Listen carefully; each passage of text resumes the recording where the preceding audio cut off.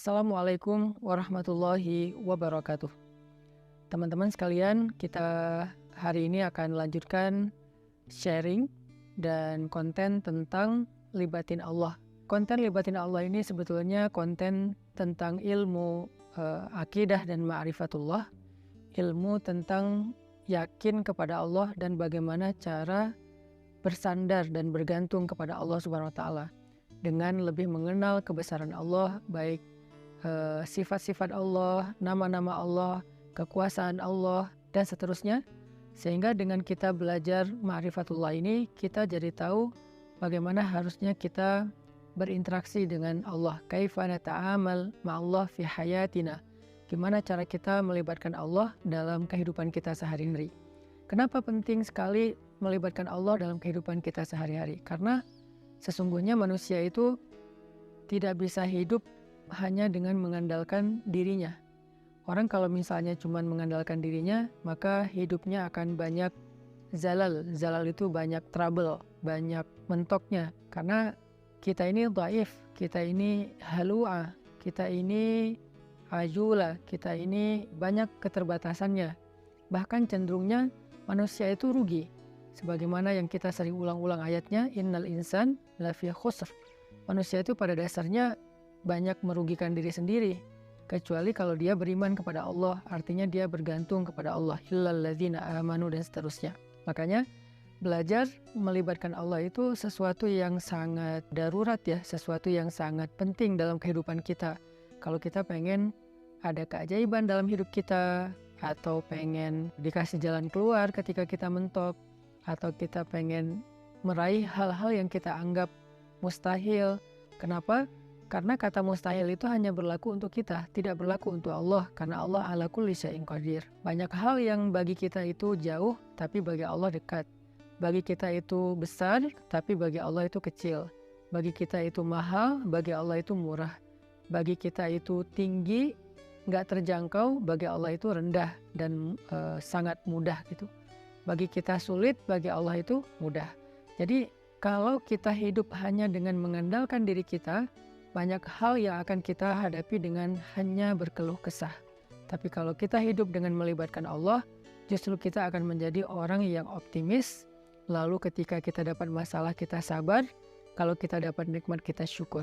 Dan itulah hakikat dari kebaikan hidup seseorang. Antara sabar, syukur, karena kedua-duanya adalah khair. Kedua-duanya adalah kebaikan bagi dia. Pada episode kali ini saya akan mencoba untuk berbagi dengan teman-teman sebuah hikmah. Hikmah itu kalau dalam bahasa Arab kata para ulama artinya al-isabah fil qawli wal amal. Baik atau tepat dalam ucapan dan tepat dalam perbuatan. Jadi orang yang hakim, orang yang ahli hikmah itu ucapannya itu tepat. Jadi pas gitu, ucapannya itu mengena, ucapannya itu sesuai dengan kadarnya, tidak berlebihan, tidak juga kurang. Itulah orang yang hikmah atau hakim.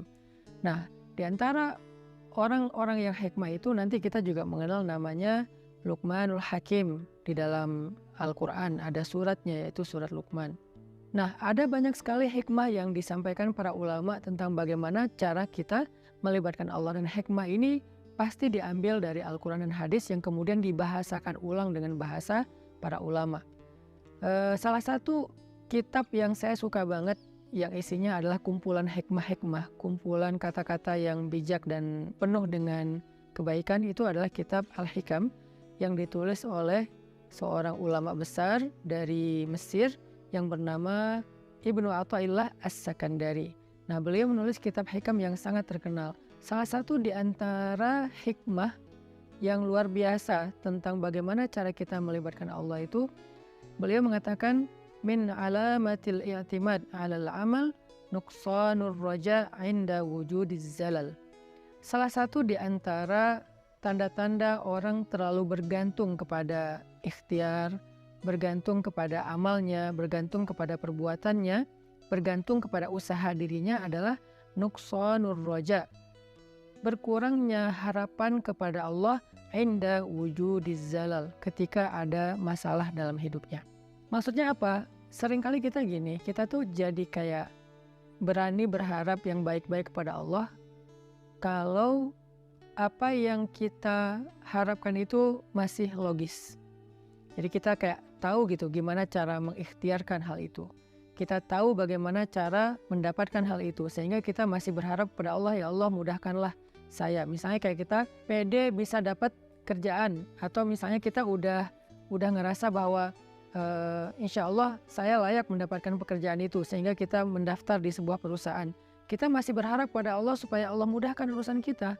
Tapi ketika ternyata kita ditolak sana sini, kita ketuk setiap pintu-pintu di bumi, ternyata nolak kita sehingga kita nggak punya kerjaan, kita tiba-tiba jadi putus asa, jadi nggak berharap lagi, jadi nggak optimis, karena ngerasa kayaknya pintu-pintu bumi udah tertutup.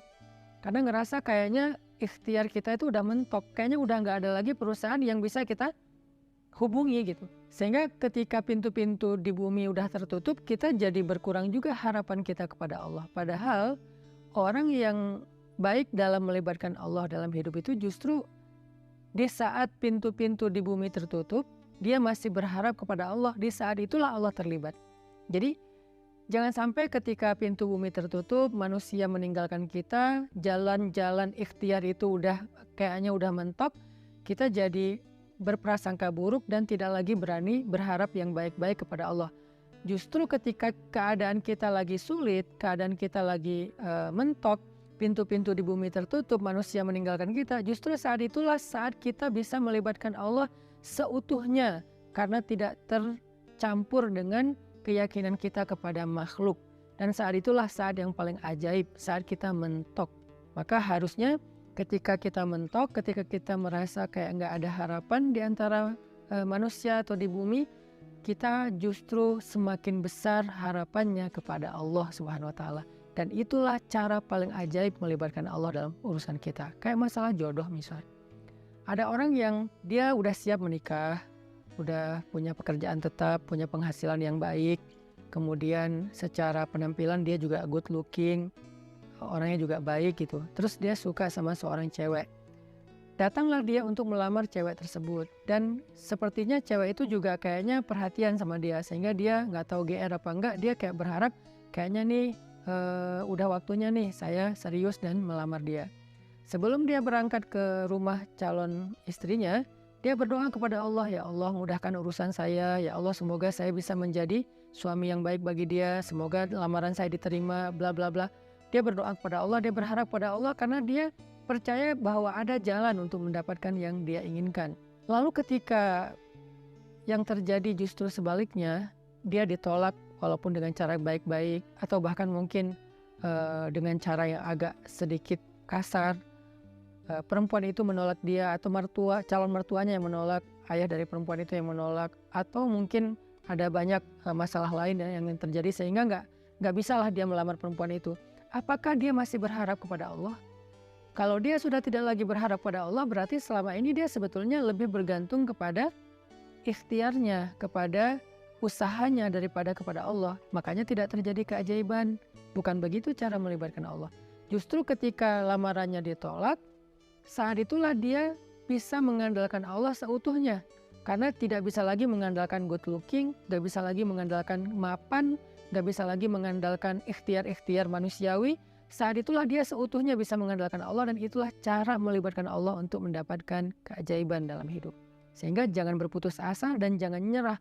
Kalau nggak bisa mengetuk pintu hati manusia, maka ketuklah pintu rahmat Allah Subhanahu wa Ta'ala. Dan Allah lah yang membolak-balikan hati. Kalaupun nggak perempuan itu, Allah akan gantikan dengan perempuan lain yang lebih baik daripada dia untuk kita. Artinya nggak boleh berhenti berharap kepada Allah. Justru berharap kepada Allah di saat kita sedang sulit, itulah cara paling ajaib mendatangkan keajaiban Allah Subhanahu wa Ta'ala. Ada nasihat dari kisah Nabi Yusuf alaihissalam di dalam surat Yusuf, ketika Nabi Yakub meminta kepada anak-anaknya mencari Nabi Yusuf dan mencari adik mereka yaitu Bunyamin. Nabi Yakub bersabda, "Ya bani yadhhabu fatahassasu min Yusuf wa akhihi فتحسسوا من يوسف وأخيه ولا تيأسوا من روح الله إنه لا ييأس من روح الله إلا القوم الكافرون." Wahai anak-anakku, kata Nabi Yakub, pergilah dan carilah kabar tentang Yusuf dan saudaranya itu Bunyamin. Dan janganlah kalian berputus asa dari rahmat Allah, dari pertolongan Allah, dari campur tangan Allah, dari keajaiban di sisi Allah. Sesungguhnya tidak ada yang berputus asa dari rahmat Allah kecuali orang-orang yang mengingkari kebesaran Allah, orang-orang yang tidak beriman. Jadi ciri di antara orang yang beriman itu tidak berputus asa.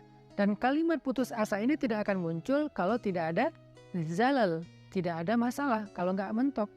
Nggak mungkin dong kita berputus asa sementara jalan masih terbuka lebar, segalanya masih normal, semuanya masih sesuai prediksi kita. Itu nggak ada alasan kita berputus asa.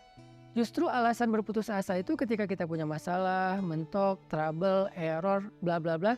Justru saat itulah kita rentan dengan putus asa. Nah, orang yang beriman di saat itu justru mereka bertambah yakin kepada Allah. Tidak menjadi orang yang yai'as, menjadi orang yang berputus asa atau yusi'udzon billah, mereka berburuk sangka kepada Allah. Wa tadhunnuna billahi dzunun. Kalian berprasangka kepada Allah dengan prasangka yang tidak pantas. Kenapa? Karena orang beriman tidak pernah berhenti berharap kepada Allah yang baik-baik. Bahkan ketika ada masalah paling berat dalam hidupnya, saat itulah dia semakin berharap kepada Allah dan semakin bergantung kepada Allah. Dan saat itulah keajaiban Allah terjadi. Coba renungkan firman Allah di dalam surat An-Naml ayat 62. Bismillahirrahmanirrahim. Amman yujibul muttarra idza da'ah. أَمَّن يُجِيبُ الْمُضْطَرَّ إِذَا دَعَاهُ وَيَكْشِفُ السُّوءَ وَيَجْعَلُكُمْ خُلَفَاءَ الْأَرْضِ أَإِلَٰهٌ